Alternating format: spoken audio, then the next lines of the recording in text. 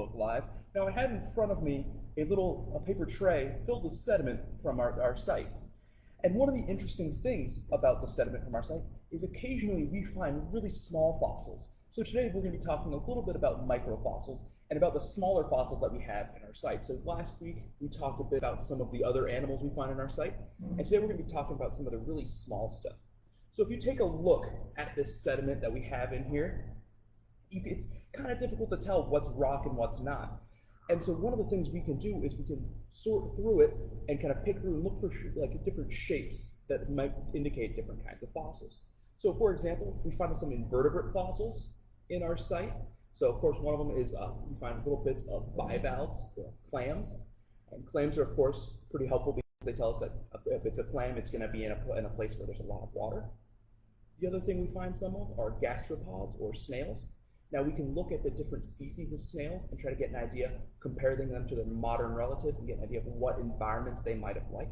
So some of them are ones that are more common in aquatic vegetation. Some of them, all the fossils we found so far have indicated freshwater. And so we can assume that for the most part, this water would have been a freshwater pond environment with some plants growing around it, much like we talked about with how the mammoths got stuck here.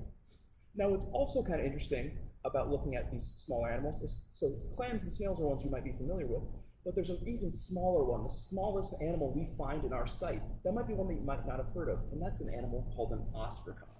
Now, an ostracod is basically, it's a little shrimp in a shell that's got two valves to it, kind of think almost like a clamshell, but they're an arthropod. And with ostracods, they're kind of neat because we find them in almost every body of water, and sometimes they've been found in modern areas where there's just a little bit of water. So like example, damp vegetation. And these guys have different shell shapes and different morphology, or what they look different based off what kinds of environments they're in. So they're another piece of that puzzle that we can use to kind of figure out what this environment will look like. Now, in addition to invertebrates and animals, another fossil that we find some of is pollen.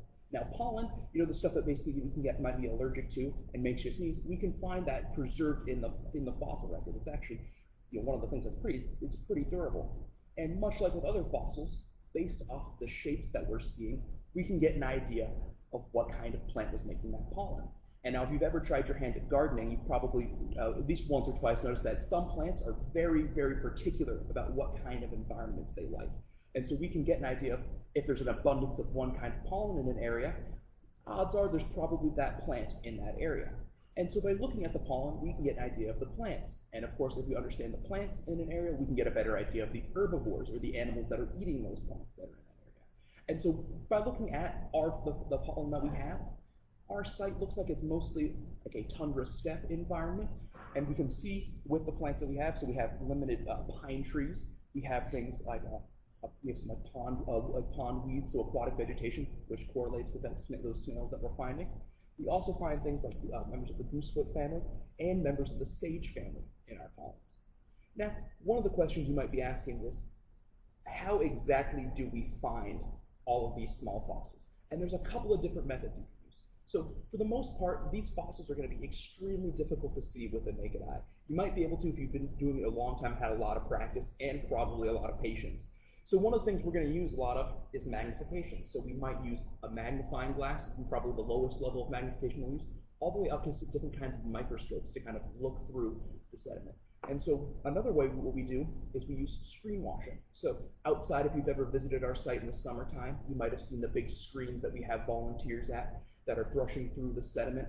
Again, basically removing the bigger rocks and the smaller little bits of the dust to find the fossils underneath.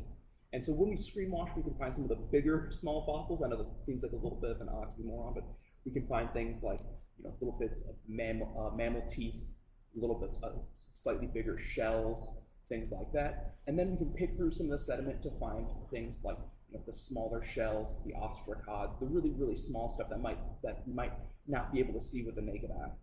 Now, when we're looking through these, for example, if I try to pick up just an individual grain and individual bits of this, I usually end up getting my hand covered with this dust.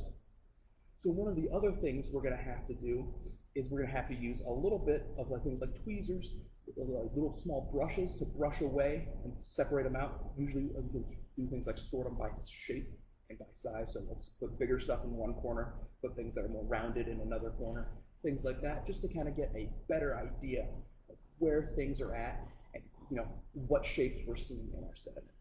Now, it's important to note that when we study these, we're not going to get an exact figure for, okay, here's exactly what this environment would have looked like. All of these are going to be little pieces of the puzzle that help us figure out what this environment might have looked like. And so, for example, one of the questions we've had about our site is, how warm would this water have been? Being in the town of Hot Springs, a lot of people think that, oh, it might have been, like the hot springs when you think of things like Yellowstone. Based off of the springs we have in our town today and the fossil record of what we have, we think it's pretty reasonable to say that our spring water would have probably been somewhere between 70 and 80 degrees. And so by looking at those fossils, that helps us understand that. And understanding that is also really helpful because it gives us an idea that, okay, if this would have been a pretty consistent temperature of somewhere around 70 to 80 degrees, in the wintertime, when it's a lot colder, it tells us, okay, we probably would have had, the freezing of the water, which means this would have been kind of a permanent area where they can get fossil material, or where they can get food, and where they might have, been getting stuck and find a clean, good source of water. And so with this water source and this food around here, that's part of the reason these mammoths would have probably gotten stuck. Now, as with all of the things we've been talking about so far, this is an ongoing area of study for us here at the Mammoth site. We're always studying, trying to figure out and refining our understanding of what we're finding, and looking at different ways of examining the evidence to figure out the best answers to the questions that we have here as scientists. With that, I'm going to quick pause to see if we have any questions coming up. Feel free to put any questions you have in the comments throughout any time you watch this video. We'd be happy to answer those for you. Any questions so far? So far, we do not have any questions. We'll see if anybody chimes in real quick. That's okay. One of the cool things that we visiting here, you might think it might be kind of difficult to see the smaller fossils that we find, but we do actually have a pretty awesome display of some of the fossils that we found here in the smaller fossils. So you can see some of the plant fossils we found, the snail fossils. We also have some of the fish vertebrae we've found here too. So fish were present in this sinkhole, which, if you have fish, pretty good indicator that you have some kind of water there. And so it's all of these pieces, these small pieces being fit together to understand this puzzle. Now, these smaller fossils can also be pretty helpful because they give us a better idea of, with a smaller fossil, for example, picture a small snail that's going to be smaller than the tip of my pinky. It's not going to be able to move near as far as something like, say, a Columbian mammoth. So those smaller fossils are pretty awesome because if the environment changes on them, they're not able to leave the environment. So basically, these guys, the ones that we see in the most abundance, the ones that we see that appear to be surviving the best, are going to be the ones that are the best suited for that environment, which gives us an indication of what this environment will look like. With that, please feel free to put any questions you might have in the comments below as you watch this video. I want to thank you guys for tuning in, and we'll see you again next week.